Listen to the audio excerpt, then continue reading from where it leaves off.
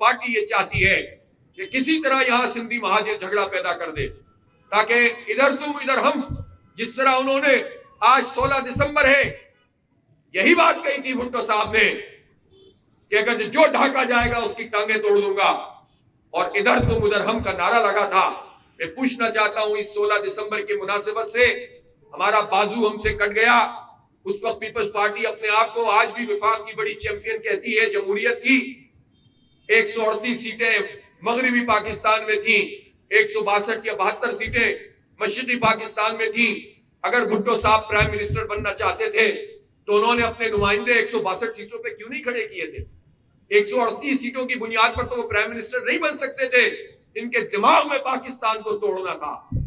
مزید دھوکہ مت دیجئے، مزید اعلانات مت کیجئے کہ ہمیں سوچنا پڑے گا۔ مراد علی شاہ صاحب، آپ سوچتے رہیے، آپ اپنا ذہن اسی طرح سے جملوں میں بیان کرتے رہیے،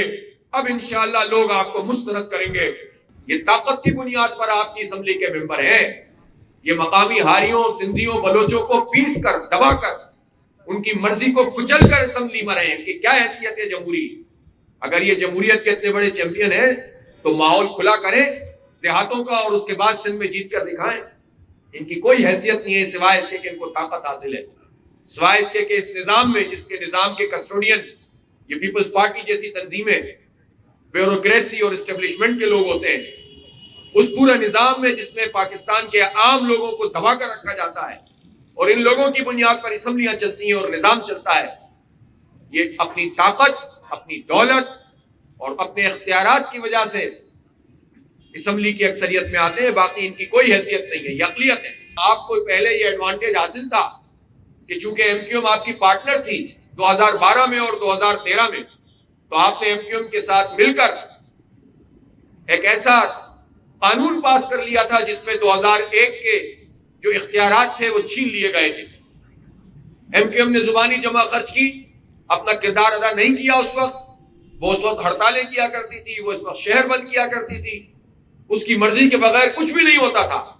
لیکن سندھ بلدیاتی ایکٹ 2013 کے بعد ایم کیو ایم نے کوئی ہڑتال نہیں کی، بلکہ 1 سال تک وہ حکومت میں موجود رہے، پیپلز پارٹی کے ساتھ موجود رہے۔ ظاہر ہے پیپلز پارٹی کی طاقت ایم کیو ایم بنی، جس کے بعد ان کو یہ حوصلہ ہوا کہ اب اس قانون میں تو انہوں نے جو اختیارات 2013 میں تھے وہ بھی لے لیے تھے، اور جب شور شرابہ ہوا تو اس میں سے 2-4 چیزیں شامل کر دی۔ میں پوچھنا چاہتا ہوں سعید غنی صاحب سے، جو بار بار یہ بات کہہ رہے ہیں کہ ہم نے تو ٹھیک کر دیا ہے اس قانون کو، کیا ٹھیک کیا ہے آپ نے؟ کہ پی ٹی آئی اور ایم کیو ایم نے کوٹا سسٹم میں غیر معینہ مدت کے لیے اضافہ کر دیا۔ پیپلز پارٹی بہت خوش ہے کہ ایک پروجیکٹ اس میں 10% کام کا بھی اضافہ نہیں کیا، گرین لائن کا یہاں تک بنائی ہے جب تک ٹاور تک بننی تھی، اور اس کے ٹرائل بیسس کا افتتاح بھی پرائم منسٹر کر کے چلے گئے۔ پیپلز پارٹی کو اور کیا چاہیے؟ ایسی اپوزیشن کہ جو کچھ بھی نہیں کرتی، جو خود کراچی کو اون نہیں کرتی۔ اس لیے ہم یہ سمجھتے ہیں کہ کراچی کے لوگوں کو یہ سمجھنا چاہیے کہ ان کی جنرل لیڈرشپ کون ہے۔ جماعت اسلامی نے اس شہر کی خدمت کی ہے۔ یہ حقیقت میں کراچی بچاؤ مارچ کراچی کے 3 کروڑ لوگوں کا نمائندہ مارچ ہوگا، اور اس میں جو فسطائیت اور امریت کا مظاہرہ پیپلز پارٹی نے کیا ہے اس کے خلاف شہر کراچی کا ایک رد عمل ہوگا۔ سی ایم صاحب نے، مراد علی شاہ صاحب نے جس طرح ریاست پاکستان کو دھمکی دی، ہمارا بھی یہ مطالبہ ہے کہ انہیں معافی مانگنی چاہیے۔ وہ صوبہ سندھ کا امیج تباہ کر رہے ہیں،